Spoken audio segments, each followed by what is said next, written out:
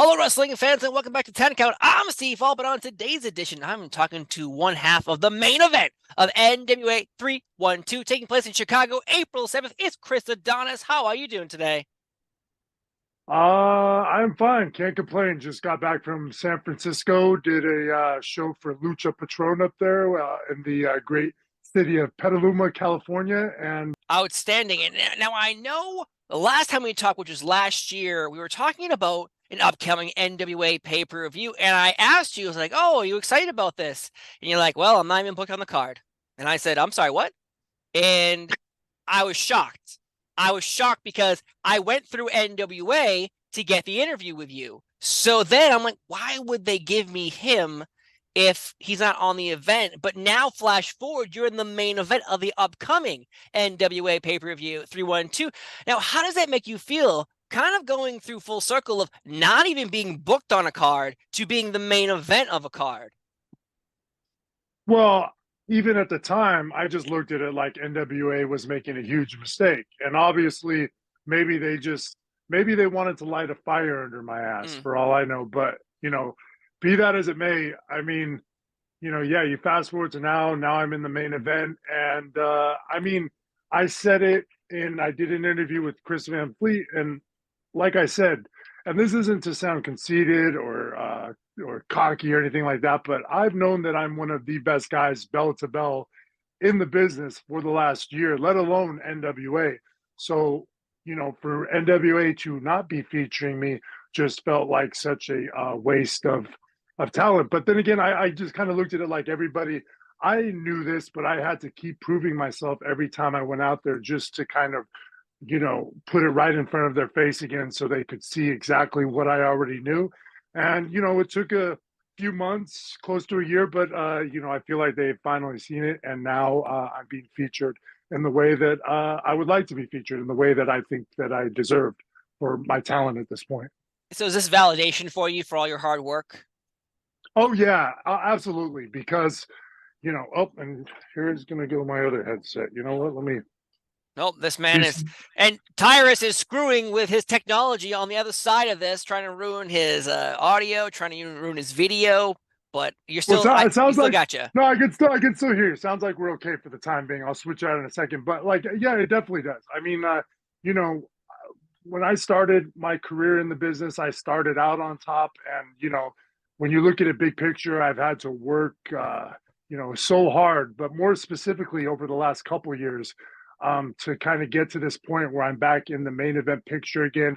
I'm back to a prominent position in professional wrestling, and that just it meant a lot to me. You know what I mean? Like I don't want to see my last years in the business, however long they may be, wasted. I want to leave a legacy and a body of work behind that I can be proud of, and I can't see anything better or than becoming the NWA world champion. As Yep. far as just something to kind of cement all that, or just to be like the cherry on top, or the exclamation point, so to Yeah, of speak. course.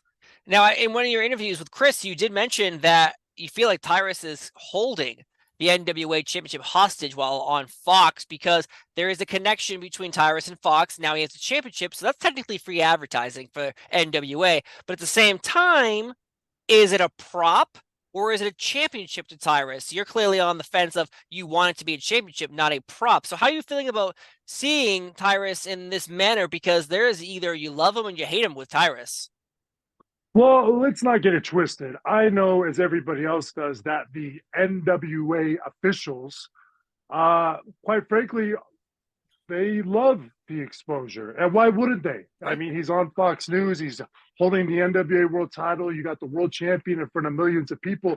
But you know, again, it still goes back to what I said. From Tyrus's standpoint, when I see it, I see a guy who's, holding the title, but more for his own personal Mm-hmm. vanity. And, I just think that, it's great the exposure he provides and everything. But I mean, this again, this isn't about Fox News. This is about professional wrestling. Yep. And you know what I mean? Who is the best wrestler? And I don't think Tyrus can look in the mirror every day and honestly think that he is a better wrestler than Chris Adonis, and that's what matters in this arena. And as as much as they might like him as out there on Fox News broadcasting it every week, the wrestling audience obviously has had a different opinion. But hey, like you know, if Tyrus can translate that Fox audience or even a fraction of that audience into the NWA, then beautiful. But I still have yet to see that. Interesting you say that, because that is the argument online between anyone who talks about Tyrus. They're either 100% behind him or 100% against him. And at least the wrestling side of things, totally against him. And they don't. And I interviewed Tyrus right before Enough Said. And I brought this up to him and I said, what do you think about the haters? What do you think of this? But yeah, here's the thing that Tyrus does though is, Tyrus makes it out like it's all a Fox thing or a woke thing, and it's not.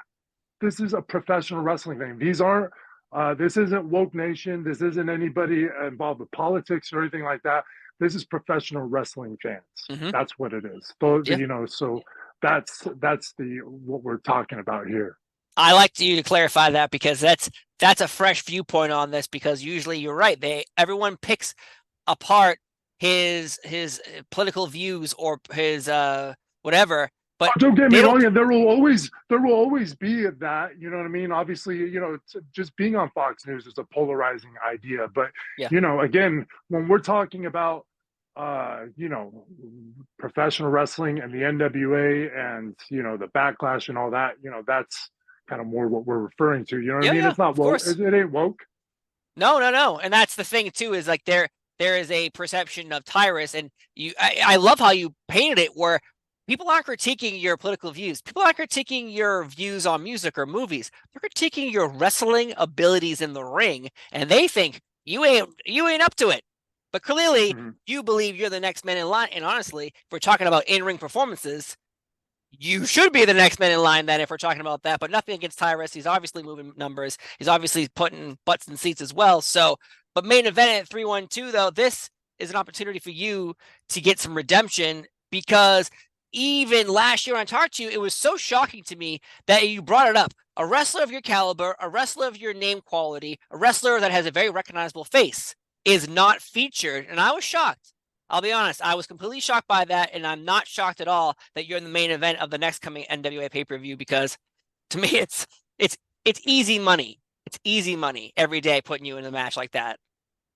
Oh yeah. And it's going to be, the environment is going to be nuts. Chicago. Yeah. Anybody who knows anything about Chicago knows that is a rowdy, rabid wrestling fan base.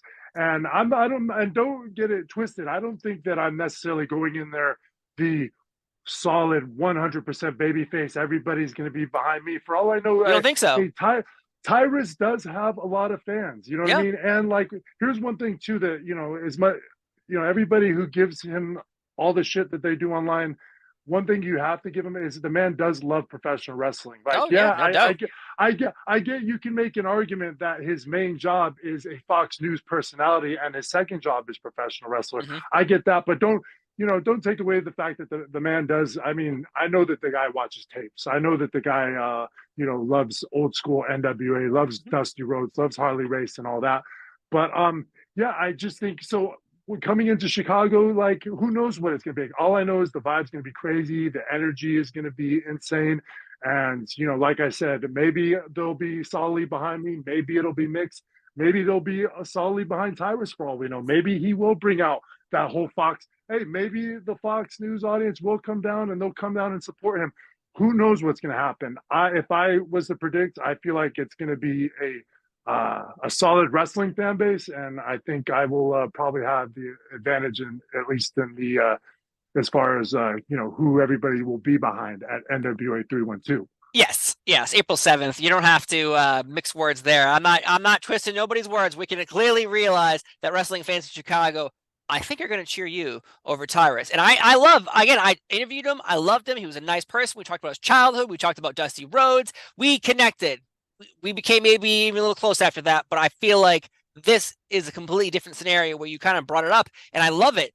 Oh shit! I almost kicked my everything over. That's how much The you love it. I love it so much I had to dance. I was like, ah.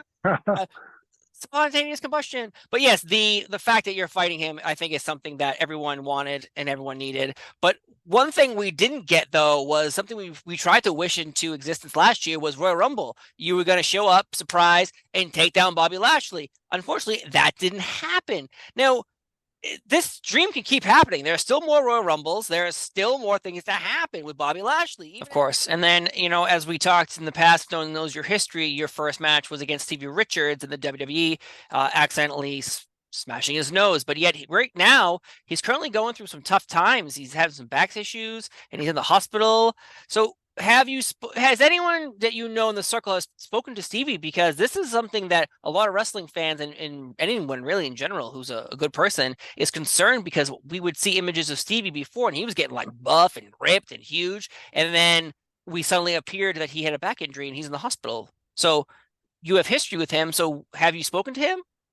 No, I haven't spoken to him personally, and that's kind of one of the good and bad things about social media is you're able to, like, check on people and kind of see what's going on with them and keep tabs on them. But sometimes you're maybe not as inclined to always reach out. Mm-hmm. So I have talking to Stevie through direct message and stuff like that before he went through everything he's going through. But I haven't spoken to him after. But I've been kind of just watching like everybody else has and kind of cheering him on. You know what I mean? It's just one of those things where you know everybody's got their own individual battles to fight sometimes, you know what I mean? And there's only so much that anybody on the outside can do, you know what I mean? That's up to Stevie and his team and everything. But I think he knows. I mean, I know that I definitely have sent, like, under, I've seen some of his posts recently, and I'm always sending encouraging words to him underneath them and commenting and stuff like that. Yeah. But it would definitely be worthwhile to reach out. Yeah. I think. Because he, the him and the Flock and BWO and everything he did with Victoria, there's so much to Stevie Richards' career and connections to so many people. So it's just when you see this happening to someone, you're like, damn. But hopefully he pulls through and everything works out for him. But I think that'd be, great to see Chris Masters and Stevie Richards reunited one more time. And I don't think Stevie wants that. Well, you don't have to have your hands up and clobber him in the face and break his nose. We don't no more. Yeah, we don't have to do that. Yeah, you know what though? I think he's sick of me apologizing to him at this point. Like, because I've pretty much apologized to him every time I've seen him since then for the last 20 years. So I think even he's over it at this point. Wow. All right, we'll move on then. we'll ask two more questions and we'll let you go. The as the Chris Masters character in the WWE, you had a very elaborate entrance. Did you ever get burned? Because I'm imagining you're covered in baby oil and you got fireworks shooting all around you. Have you ever been burned? Because that seems like something that baby oil and flames, I feel like don't go together. But how was your body? No, that never happened. But I do feel like, what actually leaves you vulnerable to that, I think, is actually hairspray. Because I feel like there's some kind of story with somebody in hairspray igniting from pyro, and I just can't, you would think I would remember if it was me. I would hope. Well, maybe it was such a traumatic situation, you tried to forget it. Honestly, that's what I'm trying to figure out, because it either happened to me or I'm thinking of a situation where it happened to somebody else. But I know the baby oil isn't as much of a concern as the hairspray. Wow. The hairspray. So you got to watch the hairspray, man. Some of them are just maybe too much alcohol or something, I guess. We have cracking some nuts here today, deep dive here, trying to figure out if baby oil is more flammable than hairspray. I think we discovered here. Hairspray. Oh yeah, we know. we discovered it. It's definitely hairspray. But I can't remember who I want it to be you, and I want it to be you, and someone to send you a message, be like, "Hello, sir. Here is a video of you set on fire at an episode of Monday Night Raw in 2004, and you are melting and screaming, 'Help me, help me, I'm on fire.'" But I don't know. I don't know if we'll ever see that video. The CTE just must be, messing with the brain, I guess. Oh my. well, hopefully that does not affect you on April 7th in Chicago at NWA 3-1-2 when you take down Tyrus and win the NWA World Heavyweight Championship and finally reclaim what is yours, and that is the spotlight, because you 100% deserve it and 100% deserve that championship. So I will let you go to sleep. I will let you relax. But all I have to say is, Chris Adonis, I hope you win that belt from Tyrus. But if I interview Tyrus, I'll probably tell him the opposite. So hopefully nothing happens. I'm just kidding, folks. I'm just kidding. Chris Masters, Chris How dare Adonis, you? anything. I had to. It was there. It was there. And then I said to myself, I shouldn't do this, Steve. You shouldn't do this. If I ever happen to see you in person, I'll see you next. I'll see you in LA. I'll see you in LA. All right. I will. We'll make sure you don't hurt me. Don't master lock me, please. Yeah, come on down. We'll take you down to Venice Beach, show you Gold's Gym Venice, and then I'll master lock you. And then you Send master lock home. me while everyone Send you back films to it. Boston. Everyone films it and laughs and calls me. Oh yeah, I'll make myself a little Instagram reel with it. Oh, great. You're such a kind human being. I hope you lose to Tyrus. I hope Tyrus squashes you clean Oh, on air. come look at you. Look at you. Oh my gosh. Complete folks. 180 now. Oh my God, folks. He doesn't understand wrestling media. It's always a 180. No, I'm just kidding. Folks, it's been a pleasure. It's been an honor talking to Chris Adonis. He's going to win the belt again at NWA 312 in Chicago, April 7th. Tickets, get them now because they will be sold out by the time you try to get to that door. But I've been Steve Fall. He's been Chris Adonis. Have a great day, and we will see you next time. Bye-bye.